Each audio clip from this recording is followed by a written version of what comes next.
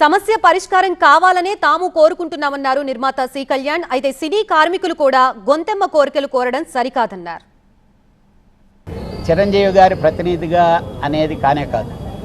చిరంజీవి గారి దగ్గరికి, బాలకృష్ణ గారి దగ్గరికి, అందరి హీరోల దగ్గరికి వాళ్ళతో సినిమాలు తీసే ప్రొడ్యూసర్లు అందరు వెళ్ళి, అంటే వీళ్ళు ఏమైనా తప్పు చేస్తున్నారని వాళ్ళు అనుకుంటారేమో అని చెప్పి వాళ్ళకి పోయి ప్రాబ్లంలు చెప్పుకున్నారు. సార్ ఇది సార్ పరిస్థితి, జరుగుతుండేది ఇదని చెప్పుకున్నారు. డెఫినెట్గా వర్కర్లని ఇబ్బంది పెడదాం అనేది ఏ ప్రొడ్యూసరు అనుకోడండి.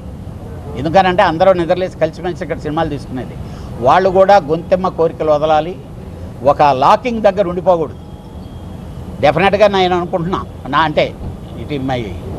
అంటే ఊహించుకుంటున్నాను, డెఫినెట్గా ఈ 2 రోజుల్లో సమస్య సానుకూలంగా పరిష్కారం అయ్యి మళ్ళీ సక్సెస్ఫుల్గా షూటింగ్లు జరుగుతాయని.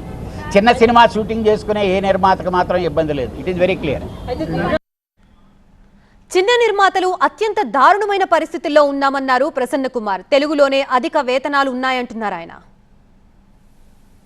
చాలా దారుణమైన పరిస్థితుల్లో ఉన్నాం. మనం ఆల్రెడీ కర్ణాటక కంటే ఎక్కువ ఇస్తున్నాం, తమిళనాడు కంటే ఎక్కువ ఇస్తున్నాం, కేరళ కంటే ఎక్కువ ఇస్తున్నాం, బాంబే కంటే ఎక్కువ ఇస్తున్నాం. ప్లస్ మనం షూటింగ్ చేసుకుంటా అంటే మన చిన్న సినిమా తీసుకుంటా అంటే ఒక ఫైనాన్స్ ఇవ్వడానికి రాడు, ఒక డిస్ట్రిబ్యూటర్ కొనటానికి రాడు, ఒక ఎగ్జిబిటర్ ఫేవర్ చేయడానికి రాడు. ఇలా ఉన్న నెగిటివ్ సిచ్యుయేషన్లో కూడా ఒక ప్యాషన్తో మనం సినిమా చేసి ఇవాళ ఉన్న స్టార్ హీరోలు కానీ స్టార్ డైరెక్టర్లు కానీ ఎవరైనా ఒకప్పుడు పుట్టింది చిన్న సినిమాతోనే. ఏ పెద్ద సినిమా నుంచి మళ్ళీ కొత్త స్టార్ డైరెక్టర్లు స్టార్ హీరోలు పుట్టరో మళ్ళీ మన చిన్న సినిమా నుంచినే పుట్టించాలి. కాబట్టి మన చిన్న సినిమా బతికితేనే సినిమా ఇండస్ట్రీ బతుకుతుంది, లేకపోతే బతకదు. అందుకని మన చిన్న సినిమాలకి కార్మికులు వచ్చి ఇబ్బందులు పెడుతున్నారు, ప్లస్ రకరకాల ఇబ్బందులు, ఫైనాన్షియల్ ఇబ్బందులు ఉంటున్నాయి.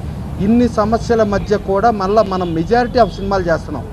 ఇవాళ 95 నుంచి 98% మనకు ఫెయిల్యూర్ ఉంది. అంటే 95 నుంచి 98% నిర్మాత నాశనం అయిపోతూ కూడా కార్మికులందరికీ వేతనం ఇచ్చి కార్మికుల్ని బతికిస్తున్నారు. ఇది దయచేసి కార్మికులు అర్థం చేసుకోవాలి. కేవలం 2 to 5% ఆఫ్ ది సక్సెస్ ఫిలిమ్స్కి ఇచ్చే దాని మూలంగా కార్మికులు బతకటం లేదు.